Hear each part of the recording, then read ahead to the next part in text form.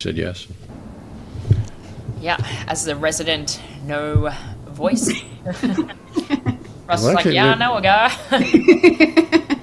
I told him that Mel was sort of an unusual person in that regard because Mel didn't have much, and there's quite a few people who don't have inner speaking who have quite a bit of other stuff going on, which I think is actually true for Kerry much of the time. Actually, Yeah, there's been going on. And, a lot of stuff going on without its being inner speaking. yeah.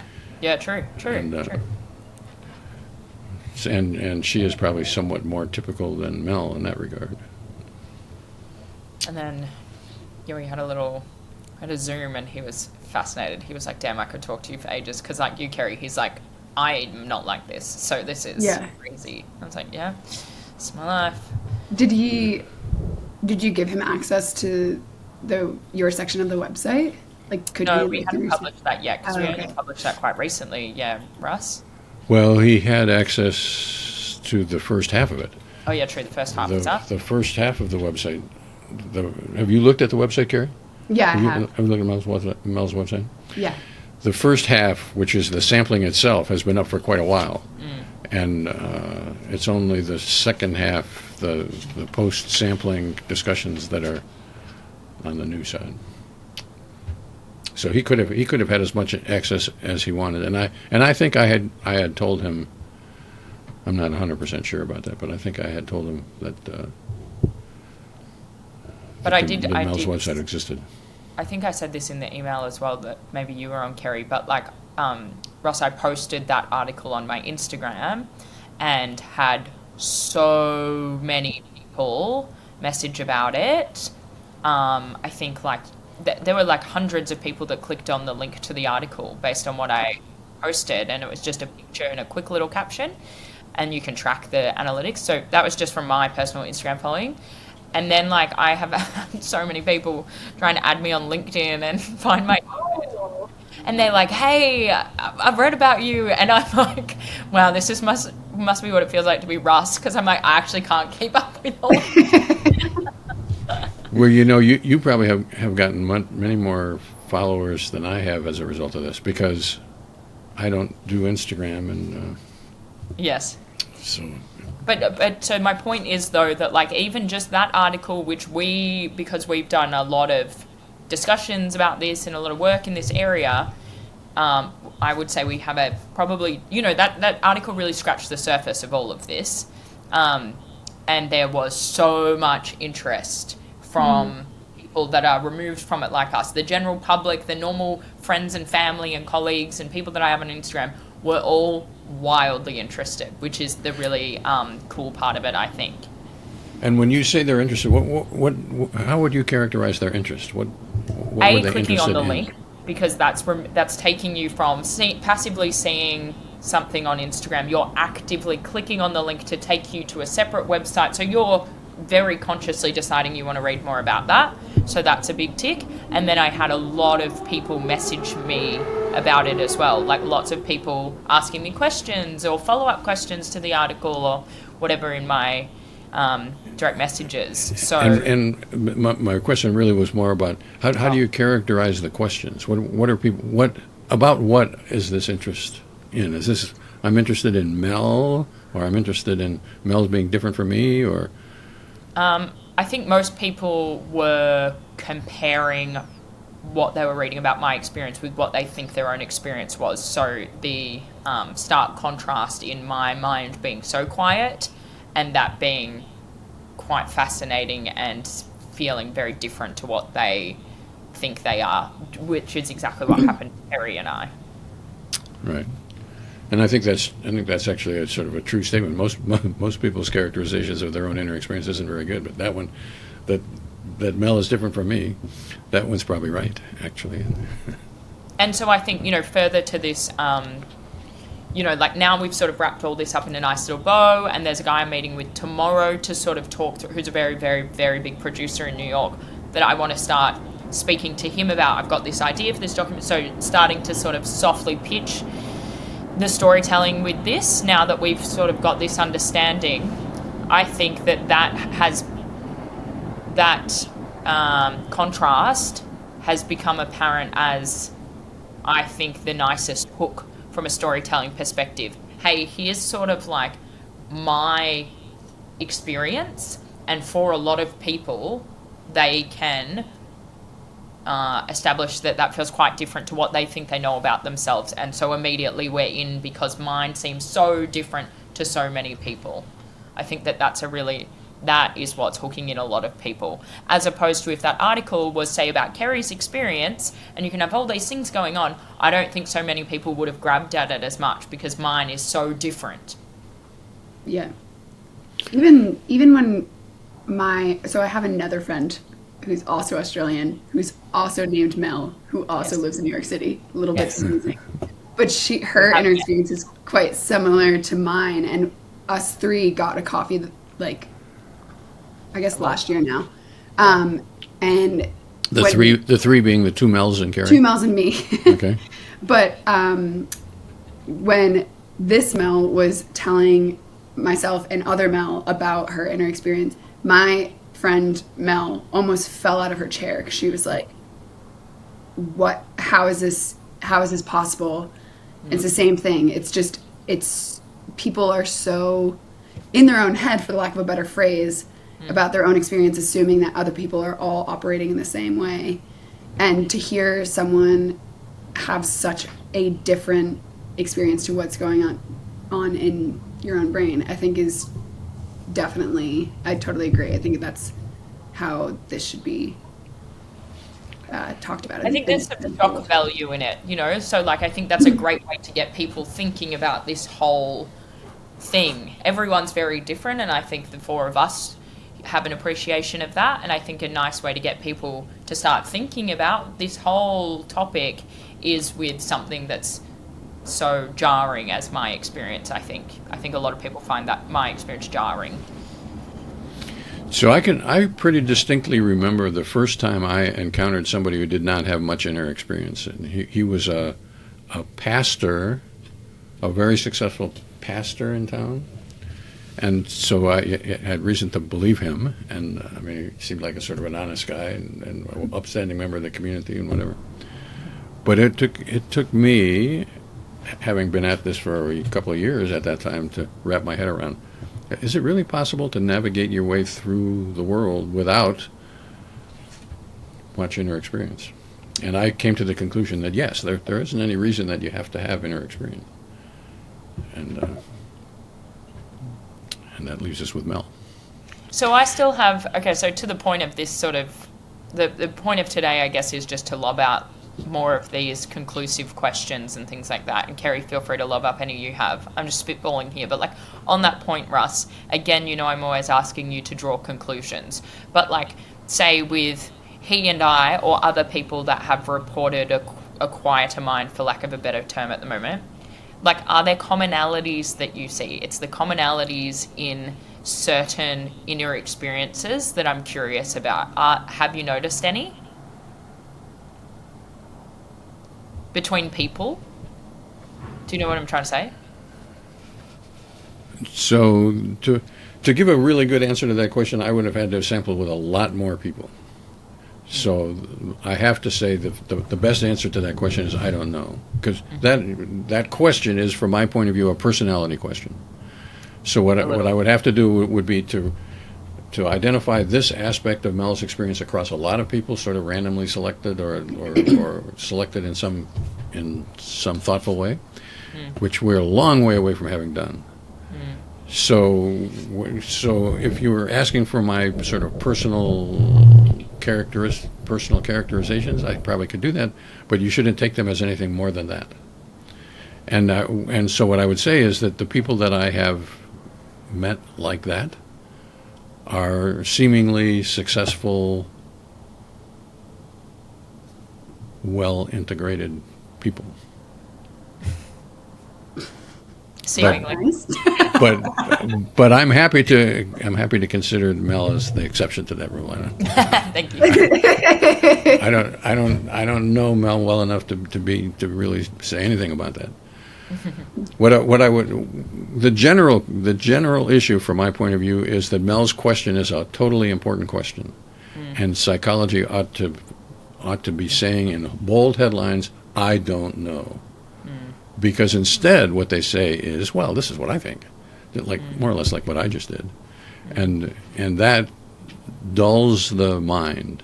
It provides sort of an excuse or we say, well, yeah, we really know. We can give her a Likert scale or whatever and measure that stuff, and know her personality characteristics and compare it to the big five, or do whatever we would do in the personality business. But I don't think we would really know much. How many?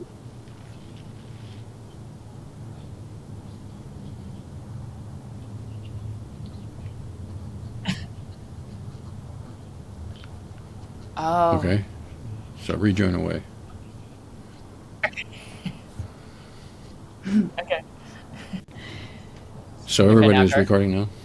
Yep. Okay, I just wanted to know how many individuals with unsymbolized thinking have you been able to interview? Because I assume because it's so rare that they're hard to come across, and also I assume because people mischaracterize their own inner experience. Someone might say, "Oh yes, I have such a quiet mind. I think I have unsymbolized thinking," and then start the DES sampling, and that actually might not fully be the case. So, do you have an idea of how many people you've interviewed? So that question has a false premise to it, I think, which is that unsymbolized thinking and quiet mind are more or less the same thing, which in my head they are distinctly not. They are very different from each other. What I call unsymbolized thinking, which is my term, I think, so I get to define it however I want to define it, but it is the direct apprehension of a thought that is every bit as specific as if that thought had been in a visual image like you have, or unsymbolized, or in inner speaking like a lot of people have. It's every bit as present as that, and every bit as differentiated as that, but it doesn't have words and it doesn't have pictures in it. That's what I call unsymbolized thinking. So I could be thinking, well, let's wait until Julian responds because he's been a producer. I could be thinking that every bit as specifically as if I had said that to myself, quote, let's wait until Julian responds and rejoins because he's been a producer or whatever. But there would be no term, Julian or producer or rejoin, and no picture of Julian or whatever. So that is not what I think we've been talking about with Mel as being a quiet mind. That is a creation of my own that I am attending to, for lack of a better term. Of those, there are lots. There are a lot of people who have unsymbolized thinking. I think our best estimate is something like a quarter of people, a quarter of all of our samples, let's put it this way, a quarter of all of our samples could be called unsymbolized thinking. You should take that quarter with a grain of salt because we don't have random samples and their populations are biased towards the Euro sample, whatever. There's a lot of problems with my data, but unsymbolized thinking is fairly common in that regard. The quiet mind kind of thing that we are describing with Mel is pretty uncommon. When we get to the end and we say, well, there's nothing in experience. Well, there are some people who have that kind of thing occasionally, but not to the degree that Mel has it in her sampling. I'm curious about that because, when we did the sampling, we avoided comparing and saying, "Oh, Mel's so different" or whatever. But now looking back, could you compare Mel's quiet mind to other people you sampled with? Is it on the very upper echelon of people who aren't adding anything, or people who often aren't experiencing anything? I would say that Mel had many more instances of where she does not seem to be adding anything, or even focused on anything. There's a lot of people who don't add anything, sensory awareness. I'm interested in the red of the wall that's behind Julian, for example, not because the red of the wall has any interest or any particular meaning to me, but for whatever reason I'm drawn to that particular redness. That's sensory awareness. I'm not adding anything to that. It's the red that's there that I am seeing, so that So I'm not adding anything to it. But what I am is and this is a word that I think I became more comfortable in using with Mel, and particularizing. I'm particularizing my interest in the redness. Of all the things that are going on this screen, which is a quite complicated visual thing, I happen to particularize the red. That is Russ doing that. That's not the characteristic of the screen that makes it red. It's for whatever reason that at a particular moment I'm particularizing. And there's a lot of that. Sensor awareness is a common thing. What Mel did was to not particularize something. She would be seeing the screen, and yeah, there would be red there, and there would be purple on Kerry's shirt and whatever, but Mel would not be zoomed in or attending to or particularizing or whatever, any aspect of that. And that's pretty uncommon in my sampling experience. And I'm curious, Mel, how you describe that to people. Like when you said you were talking to the other Australian Mel. Like, I don't know if you use words like not particularizing, or like if you describe it more as a quiet mind or more as just not talking to yourself or not having an inner monologue. So how do you kind of like, yeah, that's the challenging thing, right? To try and explain it in the most layman's terms possible. Yeah. So I think something like a not particularizing works really well for us, and I still feel like that's a bit too much for a normal person that has no concept of this whole topic for the most part. So with people, the quiet mind is a really lovely phrase to use for someone really that's never even considered this as a starting point. Then some of the other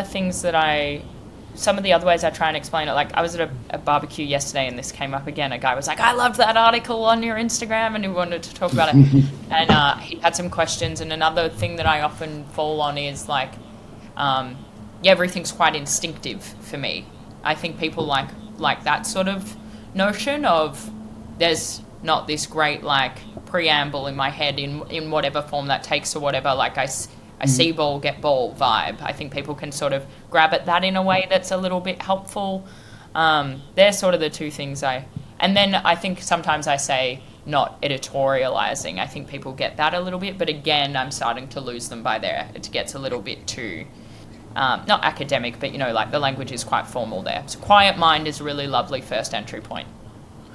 So the second of those, which I forget what you called it, what was your second term there?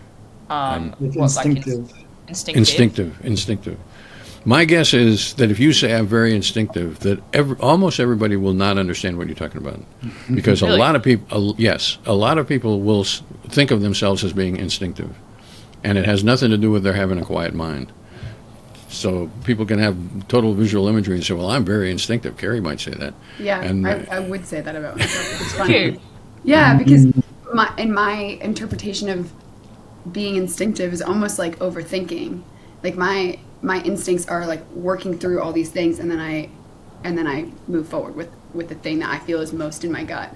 So like Whereas mine, it's a complete opposite to what I'm saying. yeah. pretty much.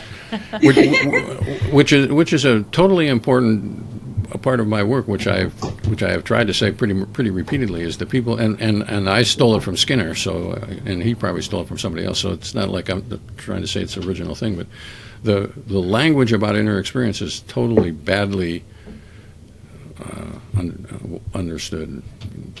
People have totally different understandings of terminology. That being said, if you said instinctive after saying you have no inner monologue and no inner seeing, then I think I would understand it. But if you just said I'm an instinctive person, I'm like, yeah, all women are instinctive. We're always right. Yeah. No, yeah, I do agree with that. I think you're right, and that is definitely how it usually happens. It's sort of like, because it answers the question if I say quiet mind, no inner seeing, no inner speaking, and then people go, well, how do you think stuff? How do you make any decision ever? And I say, it's all just very instinctive. I see ball, get ball. I, get porridge, make porridge. Like it's really that straightforward. And everyone's like, but I don't think that's actually true. I think you do quite a bit of processing. It's just not directly apprehendable.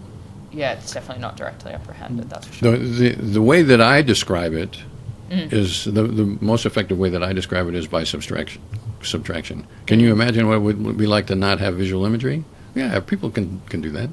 Well, think of them, and now can you imagine what it's like to have no inner speaking? Yeah, I can think about that, and then no sensory awareness and whatever. And what's left is Mel, basically. Yeah. And Kerry, I think that's where we got to with the second half of the stuff we did on my sampling. Once you dropped out, when we were trying to categorize my samples and things like that, we struggled after doing yours and then returning to mine. And what we sort of identified was exactly what Russ is saying. It was in the subtraction that was where the really interesting stuff was in trying to describe my experience. It was, well, I'm not particularizing, I'm not editorializing, I'm not inner speaking. Like, that was much easier to work with rather than trying to find language to describe what was left, I think. Would you all agree with that? I can see that. Mm-hmm. Yeah. And then another big discussion is I kind of wanted to rate things into more or less absorbed. Like sometimes it seemed Mel was very absorbed in a conversation or watching Saltburn or whatever. And some moments seemed really autopilot-y, like just getting a frying pan and putting stuff in it and like just very automatic. But in the end, it didn't make sense to you, Mel, to really make distinctions because it was all kind of just, yeah, you're there, you're locked in or whatever, and you weren't singling anything out. But it made more sense to just describe that than to make any differences like, oh, this is more absorbed, this is less. Like, Yeah, that was a big sticking point for us again, Kerry, to that. It was like, oh, am I like super locked in for this? And is this just sort of autopilot-y? And I really, we went back and forth on this. I was like, I don't think that's actually like a really important part of my experience. Yeah, it's more just like, none of this is happening or whatever. And I think that we're splitting hairs there. It doesn't feel like the most important part. And then we were sort of taking a step back and being like, yeah, okay, if we're trying to explain this to other people, what are like the crucial, interesting, determining things about my experience? It's that subtraction aspect as opposed to like, oh, she's a bit more locked in when it's like this or whatever. Yeah. It wasn't that was the most interesting thing. I also think a question that I would find interesting in some sort of like documentary style, and I don't know if this is an explosion, like a whole can of worms, but just around, so Mel and I were talking about this separately, but I would consider myself quite a feelings first person. So, but also in my summary that you guys wrote up, feelings were only present in a couple of beeps. And so I was wondering, am I attaching feelings to certain beeps that actually, that's not what it was? So the example I gave was the inner seeing of my dad on the hike ahead of me, like the vision from my childhood where he was holding Starburst in front of me. Like, am I attaching joy and nostalgia to that when I wasn't experiencing that in that moment? Because it was really just like I was just seeing it and that's what I was experiencing. And on the flip side of that, with Mel, for lack of a better phrase, experiencing nothing, like quite often, I'm like very interested in the role of feelings with unsymbolized thinking, because how do you process and feel your emotions if on the whole you're sort of Flatlining. Yeah. I'm trying to be really delicate with my words, but like, am I attributing emotion to things that are actually not feelings based in my experience? And on the other side of that, how does Mel feel? how do you feel things and process the emotional side of things? Yeah. I'd like Russ to answer that, all of that. So I do have something to say about that, but I'd be happy to have anybody else say something before I say it. But I could take a crack at that, and then you can fill in. But the way I see it, like, you did have some samples where you had clear, direct feelings, like when you're in Staples and the guy is mistreating his coworker, and you're just feeling like, ugh, like that's gross. So yeah, you did have samples with feelings, like it wasn't the main thing, like you had more visual imagery, but like you did have some feelings. So like, I think when it is there directly, you're definitely able to describe that. And there might be other times when like you have some emotional process, maybe ongoing, but like you're not directly feeling that emotion at that time. So like that's possible. And then yeah, I do wonder if like sometimes there might be a little hint of feeling, and like if you're looking at the lights in the trees, the leaves twinkle, like if that's somehow inherently pleasurable, or like this thing with your dad, and like that's inherently a little bit joyful and nostalgic. But I think like unless it's really directly experienced and you can report on it, it's just hard to say one way or the other, like if it's directly there or not. Like DES, it tries to get the main things, but there might be all kinds of little nuances of experience, like the 0.1%, the 1% that like it says we can't really know that. But yeah.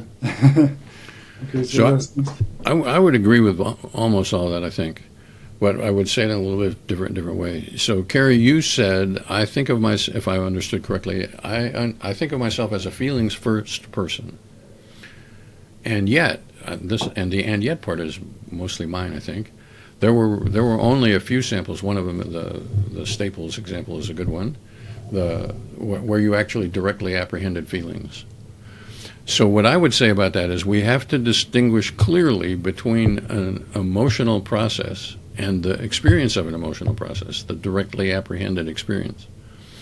And Kerry, who thinks of herself as a feelings first person, probably is an emotions first problem, but isn't a feelings first person most of the time. Most of the time, the actual experience of emotion isn't present.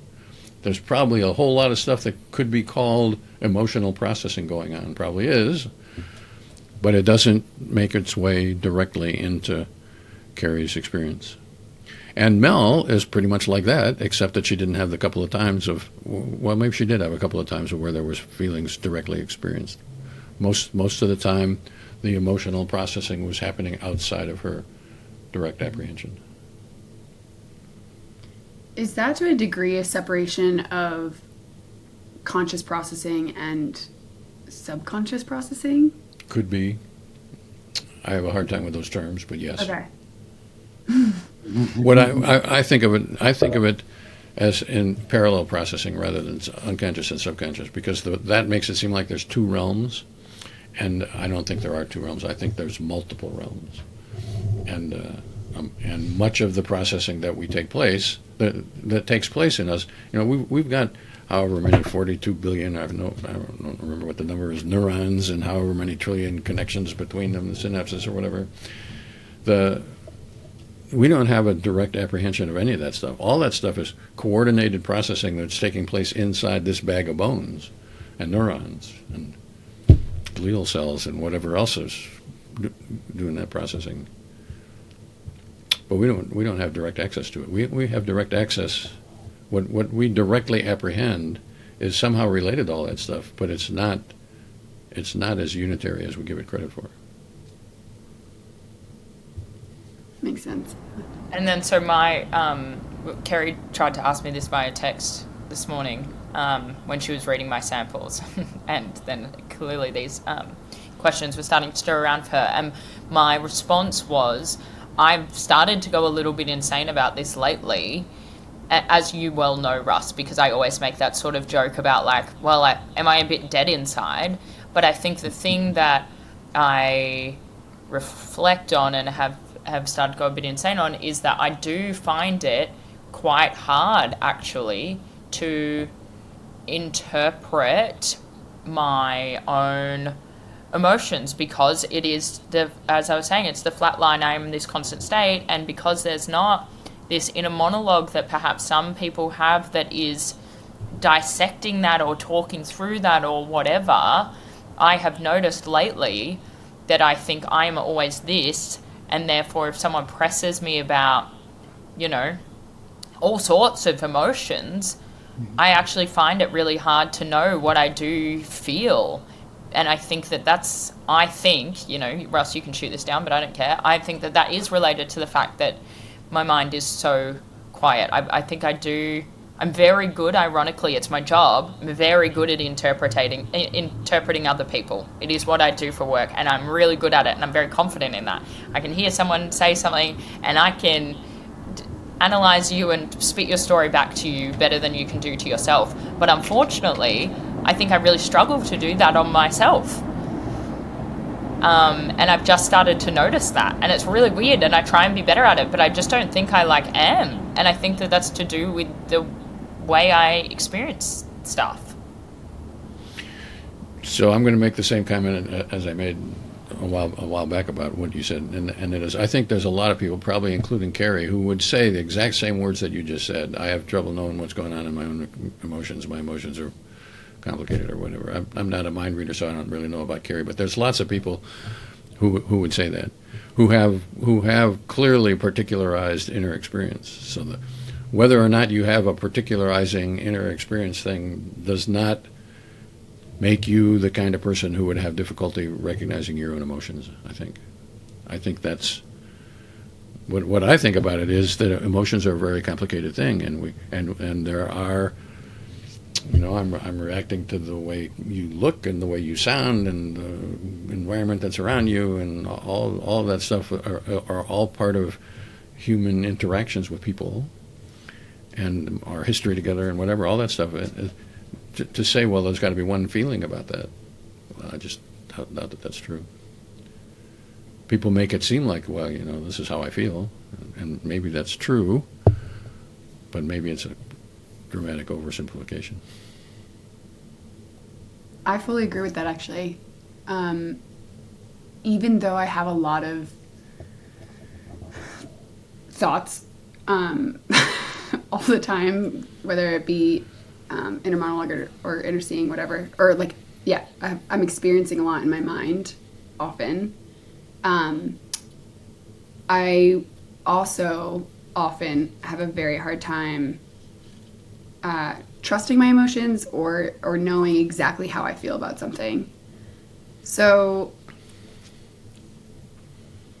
it's not that, I mean, at least in my experience, it's not that,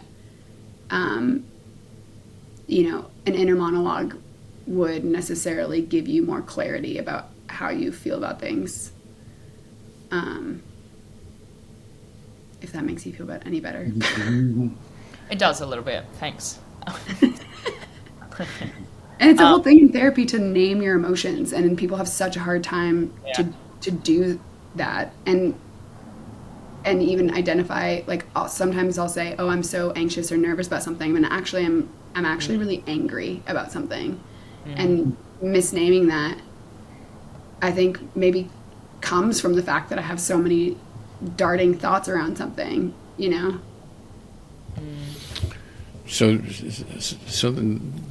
the therapy reference is interesting to me, because I would clearly, in therapy, there are a lot of people who dramatically misunderstand their own emotions. You know, people are yelling at people and putting their fists through walls and say, no, I don't feel angry. But I think that's probably true for them. They don't feel angry, or at least for some of them. And whether naming the emotions is a good idea or a bad idea, I don't know whether that's true or not. Because it makes it seem like there's one emotion going on, and I'm guessing that's probably not really true. So whether it's a good idea for some people to oversimplify the world and make it seem like there's one emotion and you got to recognize this anger shit when it occurs, well, maybe so. But in the long haul, that might be worse than not, because it oversimplifies the way the people really are. In my experience, it's like you're naming multiple emotions around something. So definitely don't have to land on one. Because as a feelings first person, you're feeling a lot. So I think with another way of looking at like me analyzing and getting frustrated about like, am I dead inside and why can't I observe myself? I think that's annoys me of, with my quiet mind, with the clear mind, with the not editorializing, I go through the world and observe the world and intake things and sort of process things, and and so then lately in trying to understand myself better and not be able to just like take in the feelings-based and interpret the feelings-based like I just walk about my life and am able to do so seamlessly. I think that's what's causing me. I'm like, what? This is so weird. I can just see, do, like whatever. And then if I flip the mirror on myself internally, which this is just a normal thing that normal people have, but I've just started to clock it lately because it's a fresh phenomena compared to me living in the world, I think. Well, I have spent the better part of 50 years trying to figure out what inner experience is good for, or used for, or useful for, or advantages and disadvantages, or whatever. And I mean that entirely seriously. 50 years and thought about it hard and whatever. And I still don't know the answer to that. I think it's possible that inner experience is mostly epiphenomenal, but I don't think it's entirely epiphenomenal. But most of the world. Mean? That means that it happens in parallel to what's actually going on, but it doesn't really interact with it. So Kerry's got a visual image, but the visual image isn't really impacting her. She's being impacted by her surroundings, and she makes an image while she's doing that as part of the way that she's reacting to her surroundings. But the image itself doesn't really affect her. I think that's possible, and I think it's also possible that the image does affect her, because she sees it in this particular way. Then she responds in this particular way. And I'm guessing that the truth is somewhere in between, and that the philosophical point of view that tries to make it either epiphenomenal or not is a mistake. I think the world is just more complicated than that. And Mel and Kerry are good examples of that. I mean, Kerry does a lot of stuff in her inner experience that Mel doesn't do.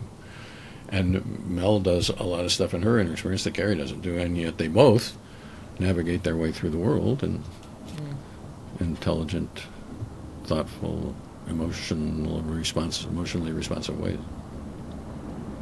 But that doesn't mean that Kerry's inner experience, the fact that Kerry's inner experience is different from Mel's, is not important, I think. I think it probably is important.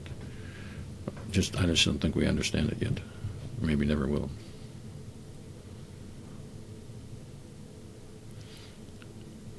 Which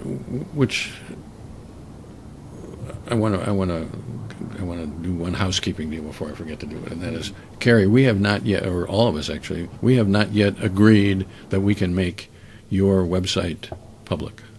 So far it's been up there for basically just for the others, and it might be a good idea for us to do that sooner rather than later. So if Mel's having a conversation with somebody tomorrow about this stuff, it might be of interest or value to her to be able to say, you can go look at these two websites if you want, and have those websites out there. Yeah. But I'm more than happy to have anything public, whatever you guys need to do. Totally happy. Okay. And Julian hasn't yet responded to some of the stuff that's out there, so he would have to say, well, we can, and we don't have to consider this the final version of Kerry. If we can continue. We could decide today to continue to massage this website to some degree, but yet have that massaging be available to people who are tracking it. So yeah, I've read everything. I don't disagree with any of your comments. I think it's all super helpful and insightful. Yeah, and I'm fine with publishing it before I get to a draft because, like, lately I haven't been catching that many mistakes. Like, it's pretty clean and, yeah. And fine. Like, if you already publish and at some point I do end up responding or revising something, We can alter it. you can alter it? Okay. Right. So, yeah, I'm fine having published. Everybody agree with that? All right. Then shortly after this meeting, I will take one more look at that site and see whether I think it's okay and pull the trigger on it. And I'll let everybody know that I've done it. And so then, Mel, you can say whatever it is that you want or don't want to say about that in whatever meeting that you have or don't have about it. Just while we're on housekeeping, Russ, I also need your address to mail the beeper back. I'll I don't email have it to your you. address. I will email it to you. But yeah, we did the whole analysis process for you, Kerry, which you started, but then that went on for like, Yeah, was it 7 days or something? It was. that is crazy. But I guess did you end up looking at the final like results? Yeah, I was looking at the final description. Is that what you mean? Like the summary? Yeah, the summary, and I guess there's also the spreadsheet just where we Mhm. coded everything, or like, did that bring up any new questions? Honestly, I feel like most of my questions arose actually looking at Mel's stuff more than looking at my stuff. Just because I think everything you wrote was really accurate. I think it is kind of funny that probably unsurprising to everyone else on this call, but I did sign up to this as, I think Mel made a call out saying who has a really strong inner monologue, and I was like, my inner monologue is so strong. And then it actually kind of wasn't. So part of me was like, oh, I kind of like failed at this a little bit. But also that's probably completely unsurprising to you all. I guess one question was, when I first started out and sort of signed up as a participant with a strong inner monologue, did you trust that assertion, or were you guys were like, this, she doesn't even know, like she's about to find out? I never trust those assertions. And that's nothing personal about Kerry. People just don't know. Yeah. Yeah, Russ is And- so big on that. Russ is like, people think they know, like, you know, even when I say things like, oh, I was talking to someone and they say they've got it, he's like, yeah, bullshit. Like, Yeah. people think they know their inner experience, and then when they do DAS often find out it's quite different, I think you would say, right? Absolutely. Mm. And I think that is, in one important way of looking at it, sort of the major contribution of the work that I've done. I think if people take my work seriously, then they have to say, well, Kerry didn't know anything about her inner experience in big time, and if they follow that logic, then they would have to say, well, Kerry answering any questionnaire about her inner experience would have been bullshit, because if she doesn't know what her inner experience is, she isn't going to be able to answer a Likert scale about her inner experience. Mm-hmm. And the organized psychology unravels pretty quickly when you start taking that stuff away. Yeah. Or at least the experiential psychology. People just don't know. That is the bedrock. Mm. Well, that's half the bedrock. People don't know, but they can know, because I think my impression, you can please correct me if I'm wrong about this, Kerry, is that by the time we had sampled 50 samples or whatever of you, your understanding of your own inner experience changed pretty dramatically. Definitely, yeah. I knew I had inner seeing, but I just didn't realize, I guess, firstly, even like the detail of things. Like when I'm looking at my desk right now, I'm not like, wow, I can see this so clearly, but looking back at some of the samples where like the Subaru that was driving on the street, like that was so clear, but I didn't question it. Even the nature of the inner seeing to me was actually surprising. Yeah. But it also, like when I was looking at the summary, it in a way, feel very in tune with my personality, like focusing on color, pattern, and texture. Like, I'm a designer. That's my job. So that makes sense. Or in terms of inner speech, often attending more to tone and interpersonal nuance than the literal meaning of the words. I would say, like, relationships are extremely important to me, and I feel my feelings, and I'm concerned about other people's feelings, and so that makes a lot of sense as well. And then the final line saying the dynamic interplay between seeing, sensing, and speaking. It's so, like, my consciousness is not static or uniform; it's dynamic. And I would say I'm, like, very spontaneous and kind of, like, a little bit chaotic at times. And so it really did feel, like, completely in line with my personality. So it all makes perfect sense, and yet I'm still surprised. Well, that's I like that, because I wrote majority of that, so that feels really nice to know that, like, it feels, because honestly, I'm you write what we think we've uncovered, and I could have heard you say today, yeah, I've read it, but it feels a bit jarring to read or whatever. So for you to read it and feel like, yeah, wow, that does feel like a fair description of me, that's, like, really cool. Yeah, no, it's so bang on, but also it's just funny that I think if I was given a prompt to describe my inner experience before doing all of this, I don't think it would have looked like any of that. But that's actually a really interesting thing, Russ. That would be cool to do with people when they start on that day 0. Hey, write a paragraph of what you think your inner experience is like. I think that would be so interesting to then contrast for people to see how well they did know ourselves. Because I feel this as well, Kerry, that by the end of the sampling, you feel, you notice your understanding of your inner experience really develop and take shape and progress. And it's really satisfying. So I think that would be, like, really cool to see. Yeah, definitely. So I have done that from time to time. I don't do it anymore for 2 reasons, I guess.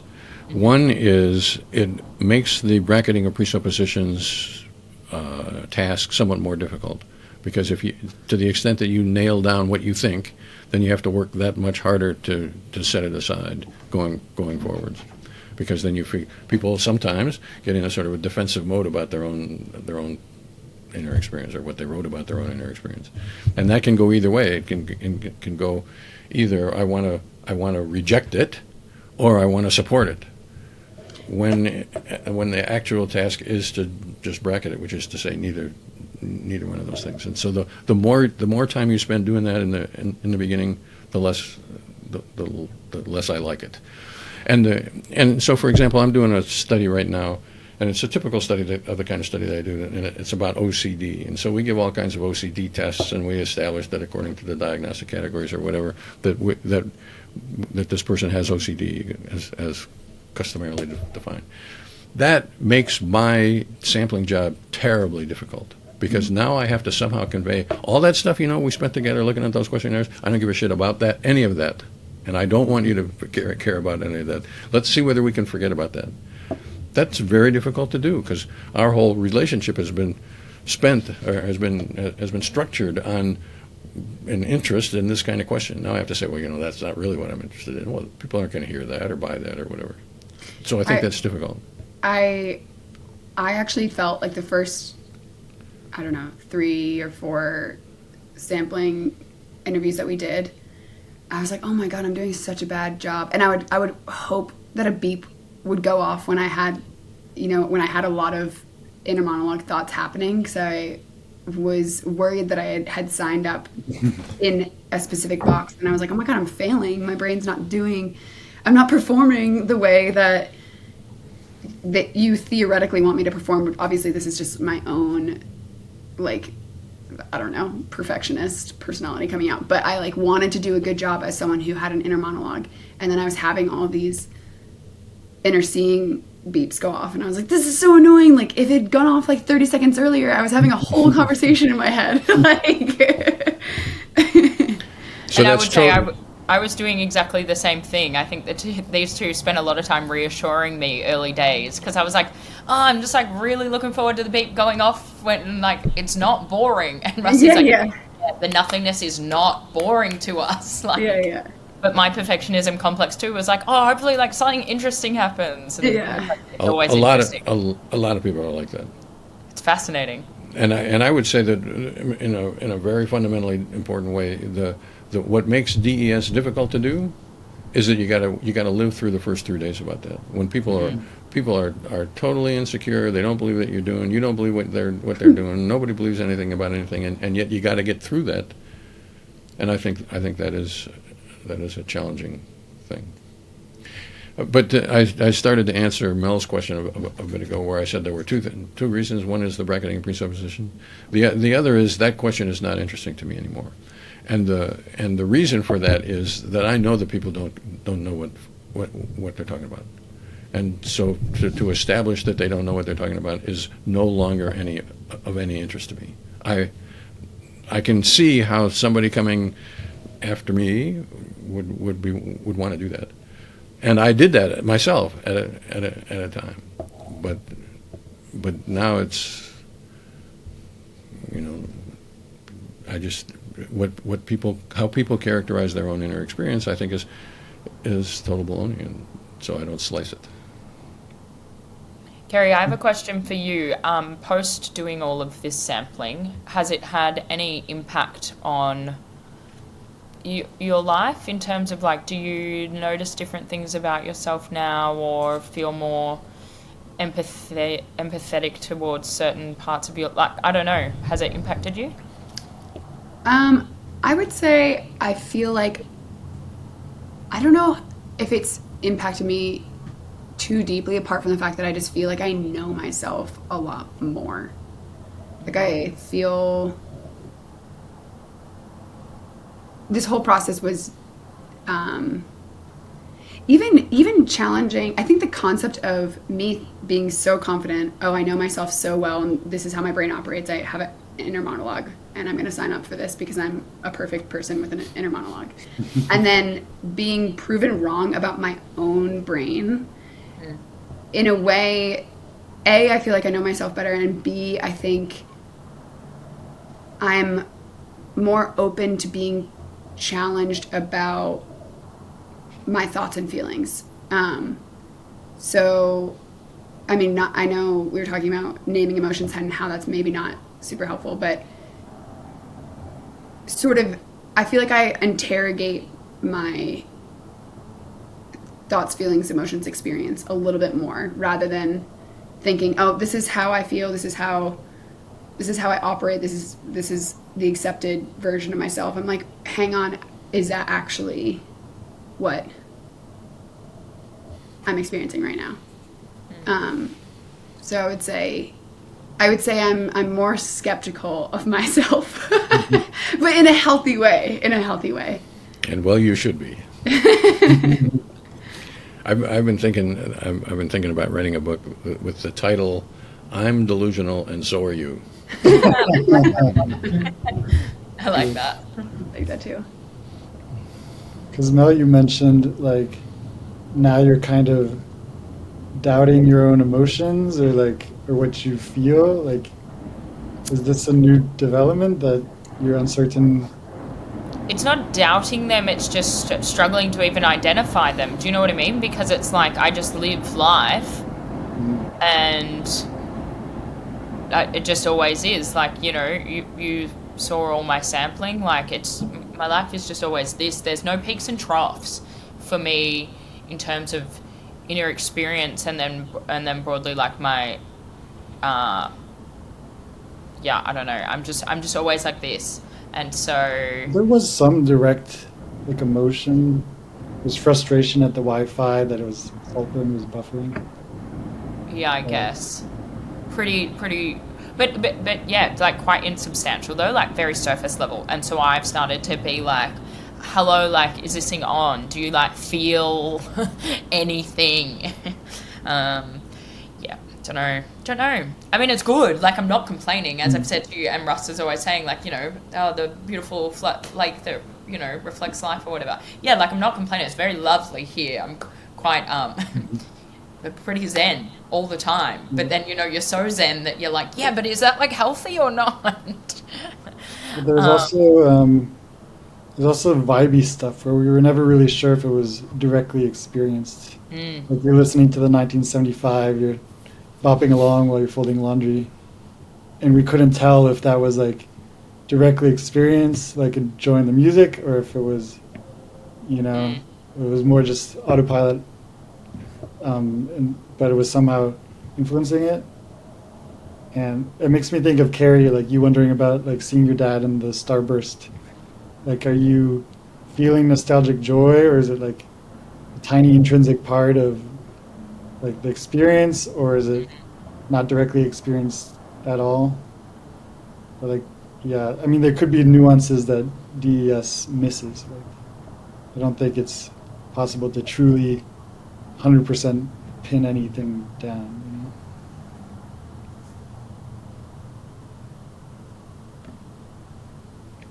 Russ, I was presuming you have some sort of follow-up to that. Yeah, I was just expecting. So I'm totally persuaded by the limitations of DES. I think DES is one way of accessing inner experience. I'm not convinced that it's the best way or the only way or whatever. And I think that the beep probably does favor some kinds of inner experiences over others. I think those are very difficult questions. I've spent quite a bit of time thinking about them. I don't know the answer to them. What I can say is that the beep produces very different experiences across different people. So it's not like the beep is always bringing out the same kind of experiences. And Mel and Kerry are two good examples of that. The beep causes Kerry to say, "This is what was happening at my experience half a second ago," and inspires Mel to say something very different in pretty much the same situation. So I don't think of the beep. A lot of my critics, I would say, think that the beep is the whole responsible party, and I don't think that's really true. But I agree that it is a contributing factor and limiting factor. If we could get at Carrie's experience or Mel's experience without a beep, I would do it, but I don't know that there is a way.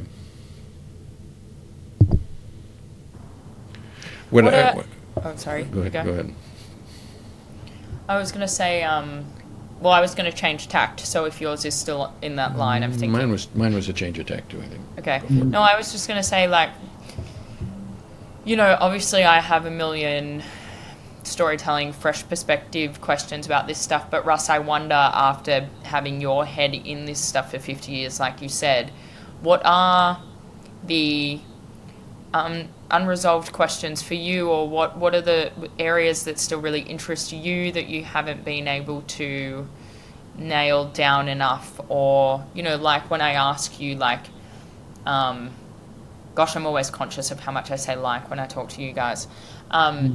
But when I ask you if on brain scans that there are changes, and you've said, well, very limited things, there are some differences. Like, are there tools or different ways outside of your beeper that you've considered or would love to try and measure, investigate this sort of stuff?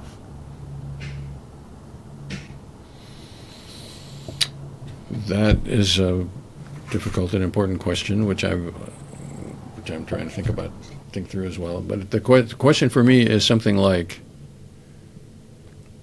psychological science, experiential science, is by its assumed nature very reductionistic. So we're going to put somebody in a scanner and we're going to look for some particular part of the brain that's supposed to light up, or something. Or we're going to give a questionnaire that's going to correlate with this other questionnaire. It assumes that people are machines and they respond in certain ways, or that averages across people are mechanical in certain ways. And I would like to know if I could get the answer to some question, whether that is or to the extent to which that is a productive way to think about people. Because I can't I can't get behind it.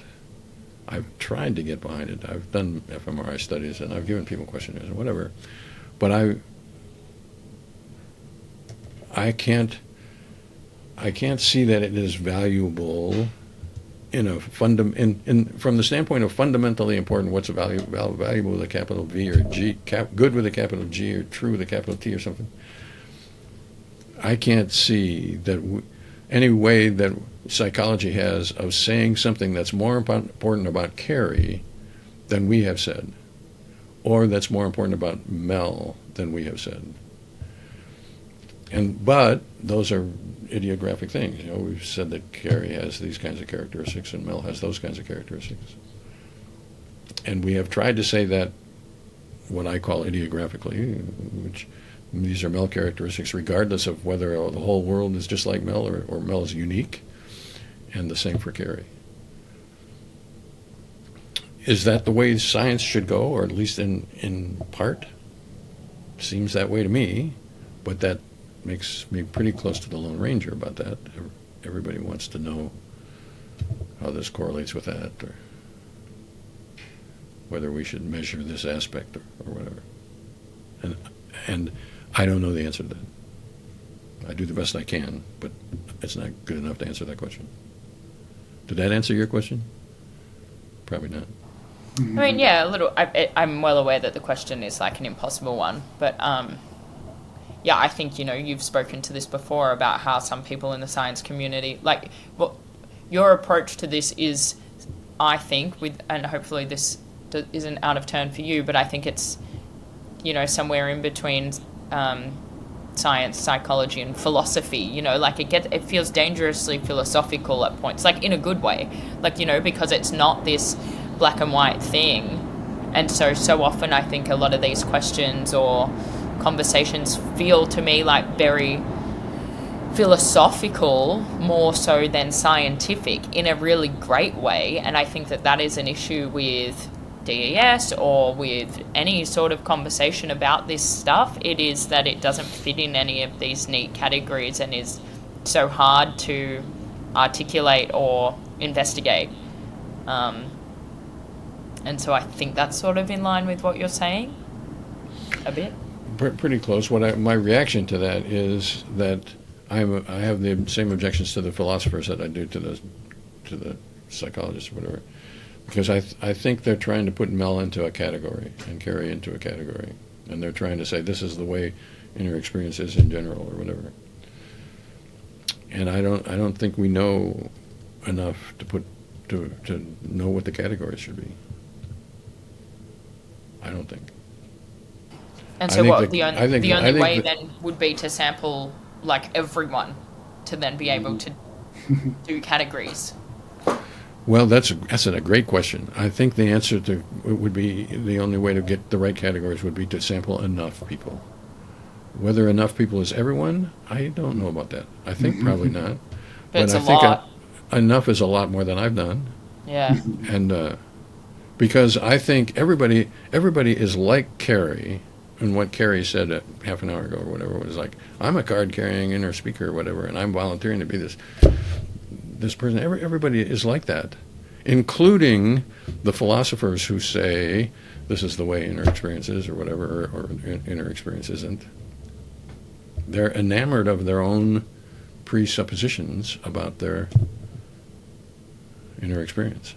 I also think this is a really interesting conversation, specifically within the lens of mental health and kind of the general trend of overdiagnosing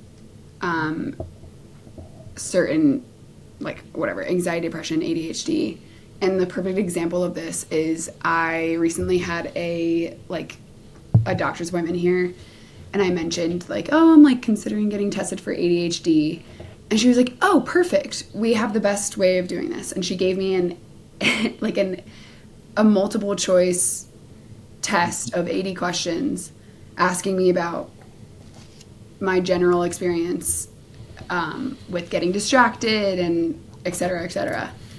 And I completed it and I scored 60%, but that wasn't enough to investigate further. And the entire time that I was taking the test, I was thinking about DES because I was like, I don't know any of the answers to these questions. And this is how they're going to decide if I need medication or not. Like, I don't know. It's very interesting And with and horrifying. with mental health specifically, because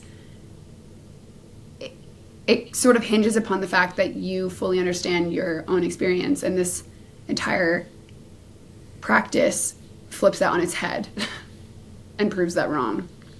And yet we're like diagnosing everyone and medicating everyone at the same time. So it's kind of crazy. It is entirely crazy, from my point of view. Yeah, that was brilliantly said. I completely agree. It has become so oversimplified, a topic and experience that just absolutely is the furthest thing from simple. Yeah. And then when you're introducing medication as a result of that, that's wild. Yeah. So the answer to your previous question, Mel, which Kerry is providing a good example of, I think if we had enough people with really good explorations of inner experience, the way inner experience really is, and DES is an approximation of that, maybe the best approximation, maybe the worst approximation, but an attempt at that. At least we're attempting, at least we're trying. If we had a lot of people who were doing that in ways that were as good or better than DES, at the end of that time, we might have something to say that would be really valuable about who should get medication and who shouldn't. And it would be very different from the way it is now. And the diagnostic categories might very well be very different from the way they are now. Yeah, I want to go to, because Kerry, after we did your sampling, we had the first debriefing, and said I'm so distracted, like I'm considering getting an ADHD test. And my intrinsic reaction was exactly what you just said. Like, me and Russ are very skeptical about these tests and about, choosing who gets medication. But it's just so interesting. Like, and we talked about it in the transcript. I don't know if you read, because we just kept emailing these things. Yeah, I remember that. That might be interesting to go back and read our discussion of that. But we basically said just exactly what you said. Like, but it's interesting to see you go through the process of like being in front of these questionnaires and realizing I can't answer that. Like, it's like, I don't know, like what percentage of the day are you distracted by some other thought, and like, Yeah. you can't answer that. Like, It's all on a scale of 1 to 10. How often do you like try to finish people's sentences, or how often do you like wrestle in your chair when you're sitting in a meeting? And it's like, I have no idea. I'm not conscious that I don't want to say conscious, but I'm not aware or directly experiencing those things every single time they happen. So how am I supposed to give an estimation on a scale of 1 to 10? Mhm. Yeah. It is a tragedy, I think. Yeah.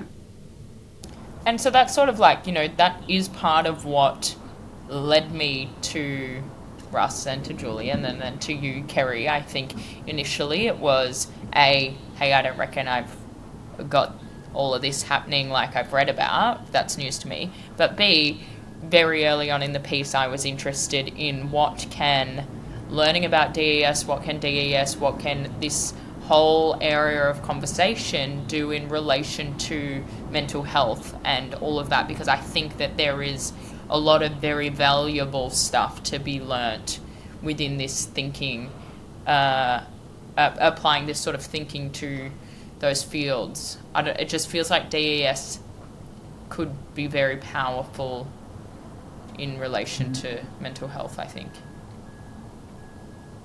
I mean, that's I've been applying for PhDs, and my last few proposals were about using DES to inform psychotherapy. But I didn't get any hits. I don't know if it's the right way to design it. Like, me and Russ have talked about this, that psychotherapy is often based on these preconceived categories, and that meshing DES with it, like maybe something new has to be built out of inner experience. But Yeah, but basically, I didn't get any PhDs. I just think it's so different to how the field is operating and how psychology is operating that people didn't understand what I was trying to do. I do If think they it's if they promising. understood what you were suggesting, they wouldn't want to have anything to do with you. Yeah. That is the dilemma. Yeah. And it's been sort of my dilemma over the course of my career. What do I do about this? Because I could have spent all of my time or more of my time or whatever investigating some particular category of inner experience, like OCD or depression or anxiety or whatever. And to some degree I've done that. But I could have spent more of my time doing that. But I think that would have been a mistake. I thought it would have been a mistake, and I still think it would have been a mistake. But I'm not sure about that, because the dilemma for Mel, what Mel was just saying, is Mel would like to know what I have found. But what I have found is I haven't found what I need to know. What I have found is that we have to look forwards at something, and that is harder to sell, I think. It's easier to sell something concrete. This is the medication that has been shown to improve OCD or ADHD or whatever. That's an easy sell. To say we have to really think through about things from this perspective and that perspective and this other perspective, that's tougher. I,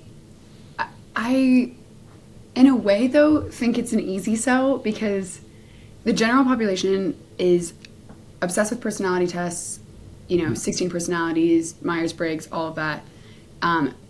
People love, even like horoscopes, being told about themselves, people love, or even, I also think that therapy speak and all of that has become so big because people are trying to categorize their experience and are in desperate, like people want to know, is what I'm feeling normal, et cetera, et cetera.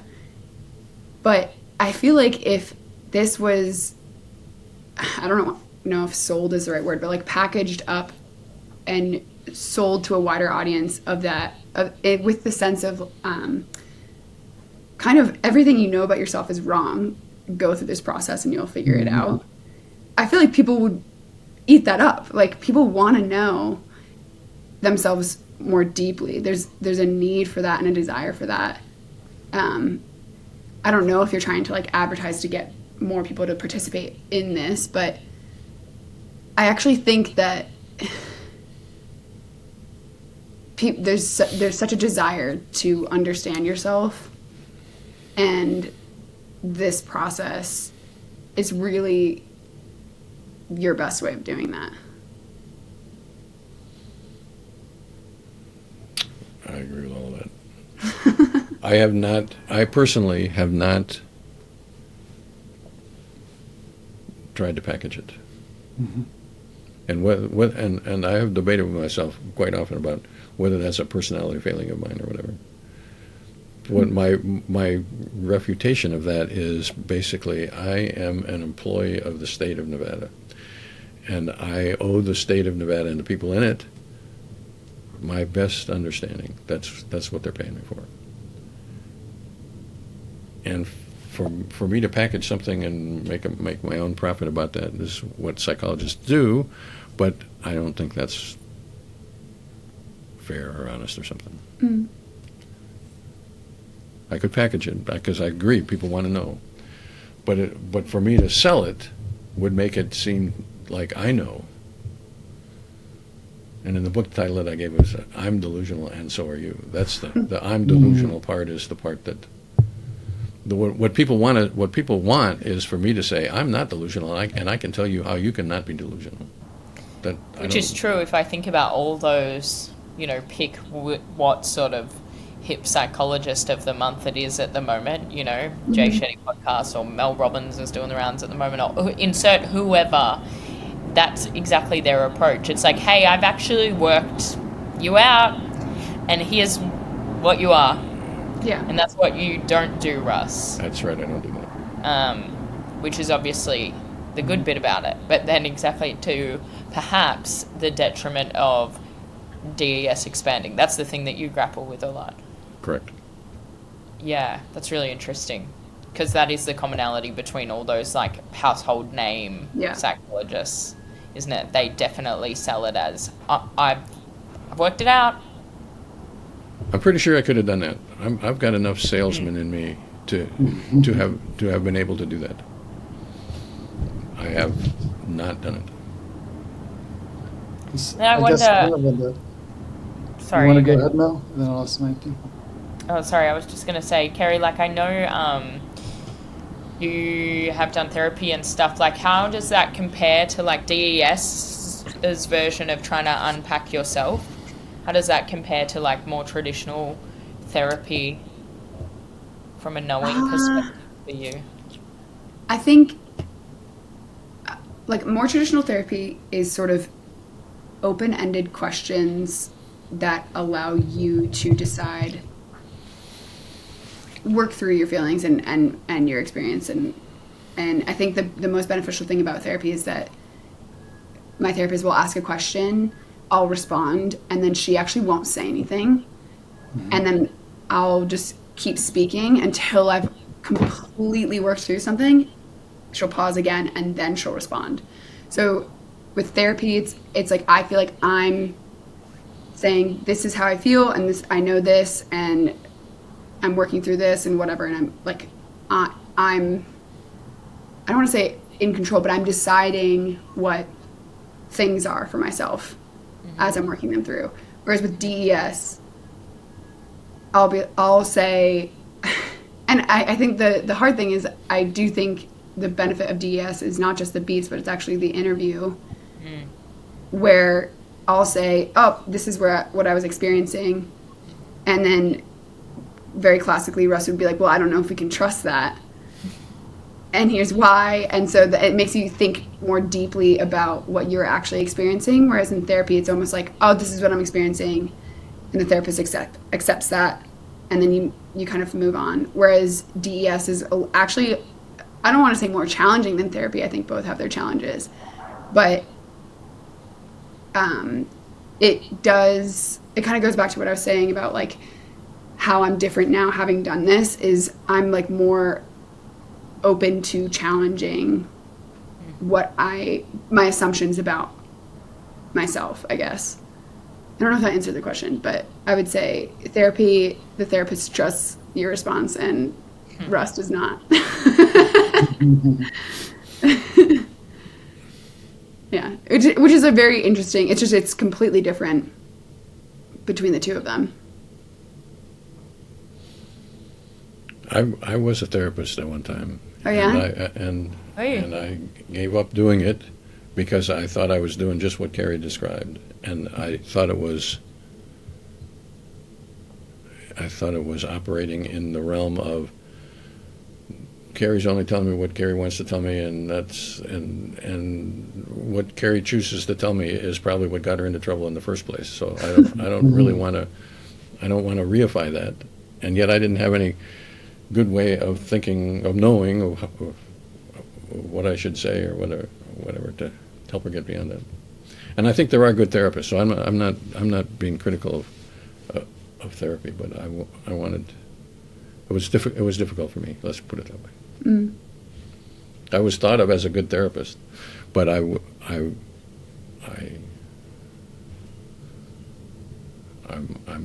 like to know what I'm talking about too much, I guess. Yeah, it's interesting to compare the two, for sure. Can I ask what made you want to go aeronautical engineering to therapy? Wasn't that what you were doing before? I went from aeronautical engineering to being a trumpet player. Oh. I always had wanted to be a trumpet player and a classical orchestral trumpet player. And it was sort of a hobby or whatever, and I thought I had given it up when I went to engineering school and whatever, but I turned out I couldn't give it up. So I quit my job essentially as an engineer, which was keeping me out of the Vietnam War because I was an engineer making nuclear weapons for figuring out where nuclear weapons were going. That was what my job was. What?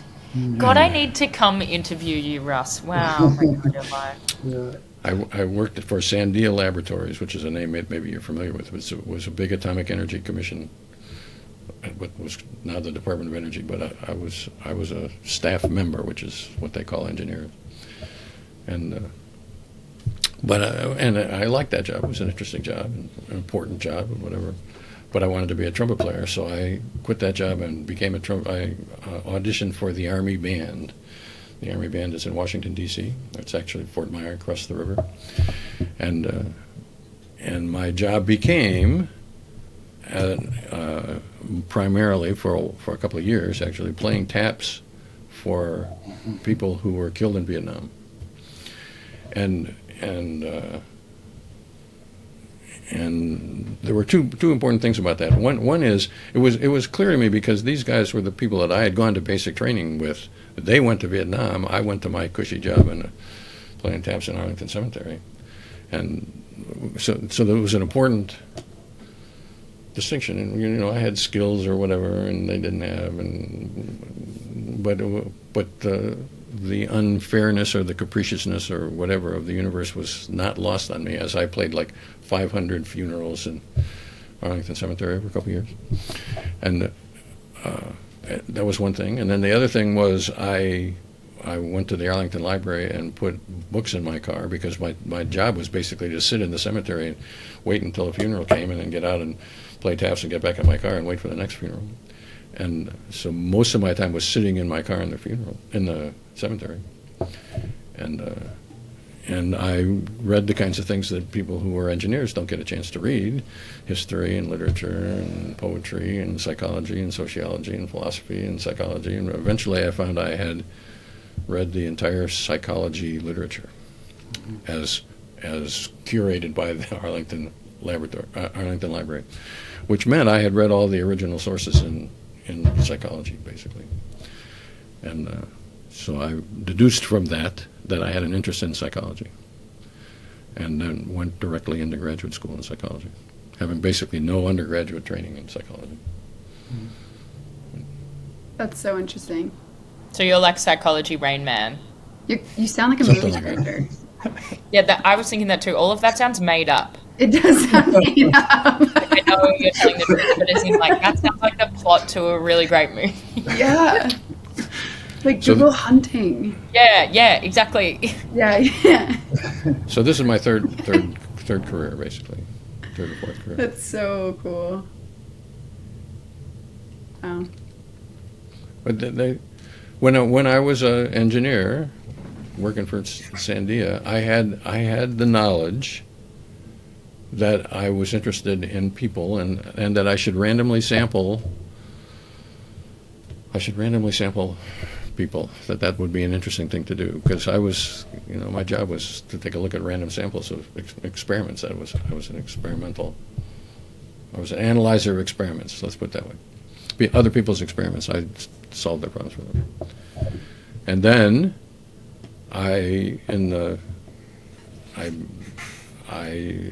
were no beepers, and there were no possibility of beepers at that time. This was the time when computers were, the smallest possible computers were big desktop deals. And I figured out on the way to my graduate training how to build a beeper. And when I got to my clinical training guy, Carl Saprell, who was the director of clinical training, said to me, "Well, Russ, what do you want to do while you're here?" And I said, "I want to randomly sample thoughts." And he said, "Well, what is that?" And I told him, and he said, "Well, I don't think that's possible, but it seems like a good idea." And you've been trying to prove people wrong for 50 years. I started out trying to prove people right. I gave questionnaires at the beep, like it's done now in ESM. So I was actually the first person to give people beepers in psychological experiments. And I've been doing that. Have you ever for 50 considered years. making the beeper an app?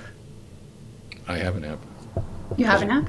Doesn't work as well as the beeper. Yeah, I asked similar things at the start as well. I was like, hey, do you know what I reckon? If I could just get this on my phone, he was like, we've tried this. AirPods, yeah. Yeah, I did the same. Walking around with like the one ear thing and like a Walkman in public is so funny. It's an old-fashioned technology, and I think if I had enough money, and so this is if I could have made more money, and then I would have had more money to spend on this. If I had enough money, or if I just spent the money that I have, because I've got money, I could have had an app. I could have had hardware design to do a better job than the one I've got. But so far, I haven't. The problem is that Apple controls what you can do on an iPhone, and Android controls what you can do, and you can't. It turns out it's very difficult to actually deliver a good beep. You would think that would be an easy thing to do, but it's not. Maybe now it is, because it's the last time I tried this was, several operating systems ago, and they can change their operating system, and maybe I could do it now. Yeah, Russ sent me some instructions for doing it on iPhone, and I still have to try out if that works. But my mom is curious; she wants to be beeped, so I might try it with her. Well, let me know what happens. So you can defeat it by programming alarms at random intervals. And I've given people instructions for how to do that, because the alarm actually, well, you have to design the beep, but so the way I get it, the problem is that Apple keeps track of what they allow you to do, and they have quite a bit of logic that goes between what you want it to do and what it actually does. And so when you give an audio signal, it has to decide whether this is an audio signal, and then it has to decide whether they want to send it to your earphone or to your speaker or whatever, and all that stuff takes some time. And so the beep, instead of being a beep, becomes a beep. So I've figured out how to defeat that by sending a beep that is actually a soundless beep for a while, and then has a beep. So that you tell the thing to beep a second from now, and then you send 1 second of nothing, and then a beep, and you can get around that. So you can use an alarm that has these delayed beeps, and they're actually pretty good. But then you have to program the time into the alarm, and that's a little challenging. I think one of the beautiful things about Russ's study of all of this, and Russ in general, is that he is so dedicated to the craft, not even the craft, the act of discovery of people. You are so just purely interested in understanding the inner experience of humans. And that is why it is where it is, because, to our points earlier about these household name psychologists, if he were more interested, if his ego was bigger, I think, honestly, then it would be an app right now, and it would be this or whatever. But Russ is more interested in the study itself, which I think is a great, noble, beautiful, pure, awesome thing, and why you are so captivating and so intelligent and articulate. And I think that is the great grapple of DES, though, because it's so great, and we would love so many people to be able to experience it in a more accessible manner, but that comes at the cost of the purity of it all. So I would agree with all of that, except that I would say I'm less interested in the craft as I am interested in Mel. I would like to get Mel.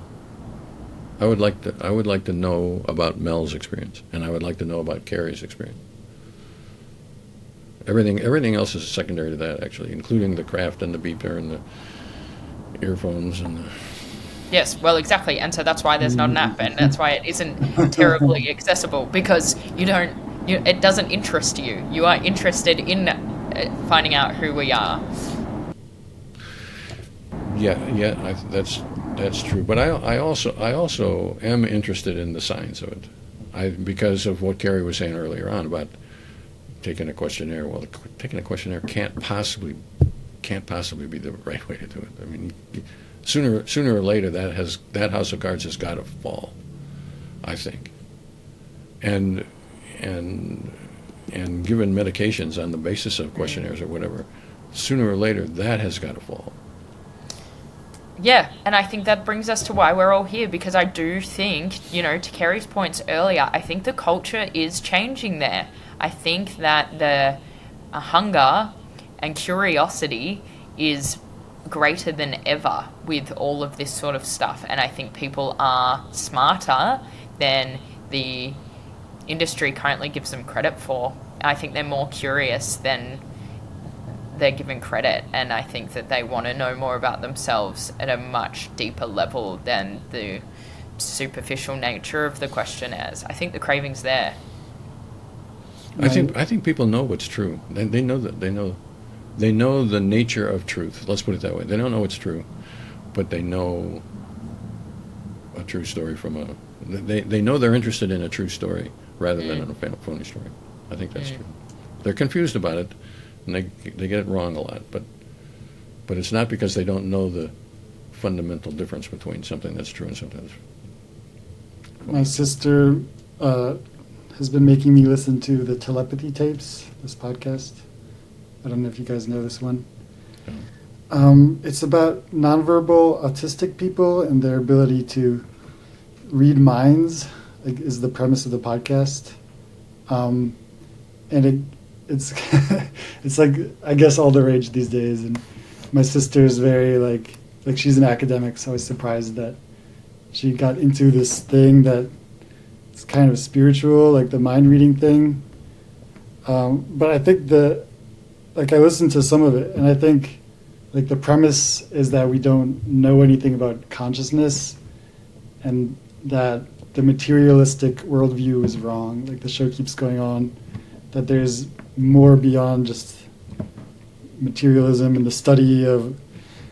But yeah, I don't agree with the conclusion that there's some spiritual connection or whatever.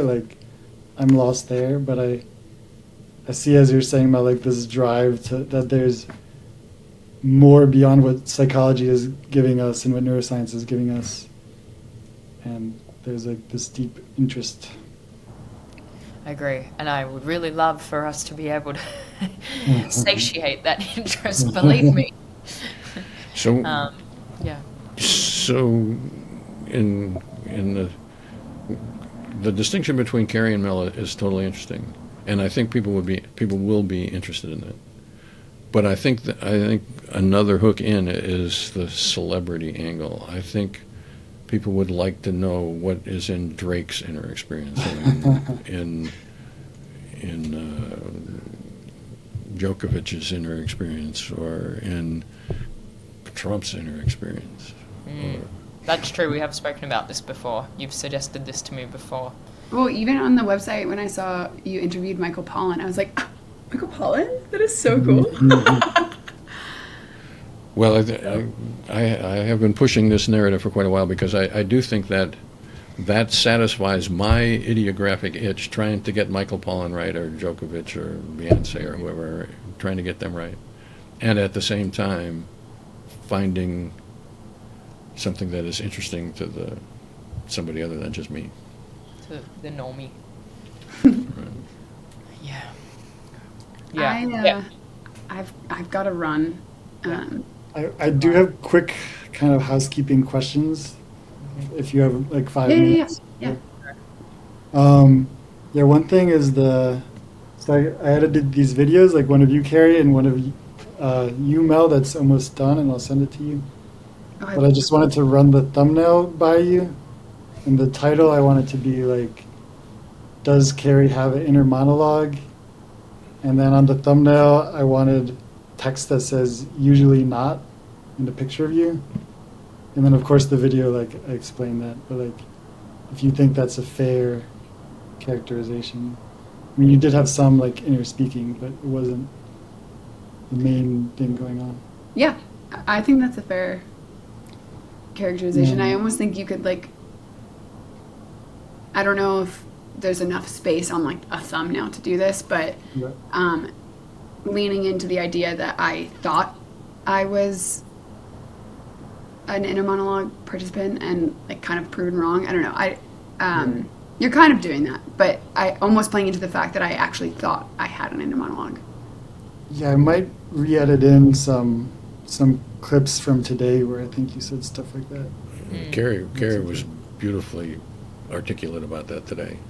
I can't imagine wanting to do that website, or that thing that you're saying, without editing in and some of what she said. I'm a card carrying, whatever, and then I'm disappointed because all that stuff is. If you're interested in that as the hook, she was great about that today. And for Mel, I wanted it to be like, actually, same question. Does Mel have an inner monologue?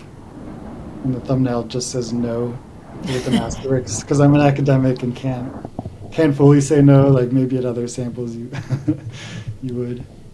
But I'll also send you the video, Mel, because we haven't done that. We can look at that first before. Sounds great. And then my other question, it was kind of about the monetizing thing. I wanted to put something somewhere in these videos saying, like, kind of a Kickstarter, like if I can raise 1,500, I can spend another month making videos and maybe have 2 more videos. So I don't want to like be profiting off of like your guys' experience, but it would be nice to have more time because there's more I want to say, you know. So I think it'd be cool to keep working on it. But does that feel like to anyone like an abuse? No, just unless if you make $1 million, like sling some away, you know, like just a little bonus for us. But the point, it's yours. You know, like if it gets astronomical, I'll want to cut. Yeah. I feel the same way. Of course. Yeah. What do you think about that, Russ? It's okay with me. Yeah. Great. That's my housekeeping. Well, I just want to say that, as always, I find these conversations so interesting and fascinating, and very much appreciate everyone's time across a really long time now. You know, like we've been doing this for literal years now, which is crazy. And yes, certainly, if any of you are ever in New York City, where I now should be for the most part, please let me know. I'd love to get a coffee with you and discuss these things with you in real life. But it's not lost on me the time commitment all of this is, and the psychological commitment, and you know, whatever. So thank you, because I think it's really interesting, and I'm very subscribed forever. Don't be strangers. I feel the same way. I feel very privileged to be able to have experienced this and know myself far better than I ever have. It feels really cool to do it as I was turning 30, because I feel like that's a big reckoning where I'm like, who am I? But I was doing this in the background, so very cool. Yeah, you were turning 30 and moving at the same time. Yeah, there's a lot happening. Well, my guess is I've enjoyed it at least as much as you all have, so I'm totally happy to have been a participant here. Thank you. Thank you. Thanks, guys. Great. All right. Well, we'll chat on email, I suppose. So And if I can, and Mel, if I can be of assistance in your project, let me know. Oh, but of course. Yeah, absolutely. I'll keep you updated. But if and when projects get up off the ground, you will definitely be of assistance, let me tell you. And I guess I would if say I can that help with any editing or whatever, like I'm glad to do that. Thank you. my plug, if you said you were going to be talking to some high-powered person. The high-powered person is the person who would know the person who would make an interesting story. Yeah. Kerry, Mel, and celebrity X or whatever. Exactly. Yeah. I feel like now I'm at a point where, okay, I have that understanding that I craved of this whole area, and now it's finally time to then take this out into the world. And so it's sort of a step before pitching a documentary. It's a softer version of that, but having conversations with people that are far more accomplished than that I know through my network in this city and stuff, and saying, hey, like, this is a thing that I've been working on, and I think we've got something here. What's your take? Where would you take it? Do you want to make it with, you know, that's the level I'm at. So one of those conversations is tomorrow, of just having those chats. And I would say that from the standpoint of a documentary to a series, a celebrity a week or a celebrity every month or something like that, different person every month, I think, would be of interest to a like a 6-part series with six or a different 60-part series would be amazing. Yeah, sort of like the riding around in cars with Jay Leno or whatever. Yeah. Carpool karaoke, but psychology. Right. This basically the same kind of a principle, Yeah. except instead of in a car, do DES and then some Yeah. excerpts about that. It kind of reminds me of, do you remember when like magazines used to like have articles that'd be like, celebrities, they're just like us. They go to the grocery store too. Stuff like that. Like I almost think getting like that detailed in someone's mind kind of makes them, Yeah. it makes me feel closer to them in a weird way that Totally. people crave. Yeah, but obviously you have to find the right kind of celebrity. Like we were saying, they have to be inherently interested in psychology, because what you're asking them to do is like the most hyper vulnerable thing as a person with a very public profile. Yeah, It's yeah. all well and good for us, but like if you're Taylor Swift, you got to outweigh the pros and cons financially and of opening yourself up so much. So anyway, all of that, definitely think there's something there. Certainly eager to explore all of this, and that is what I'm going to start to do, and I will keep you all updated every step of the way, obviously. Awesome. Thank you guys. Keep My your pleasure browser to open everybody. as usual. Yeah. Oh, yeah. totally. For things to upload. Thank you all very much. Bye. Thank you.